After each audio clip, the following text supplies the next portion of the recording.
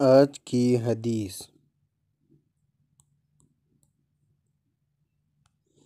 آدمی خیر کا کوئی بھی کام کرے جس سے مقصود صرف اللہ تعالیٰ کی رضا ہو تو وہ صدقہ ہوتا ہے، یعنی اس کو صدقے کے برابر ثواب ملتا ہے۔ رسول اللہ صلی اللہ علیہ وسلم نے فرمایا، کل معروف صدقہ، ہر نیکی صدقہ ہے۔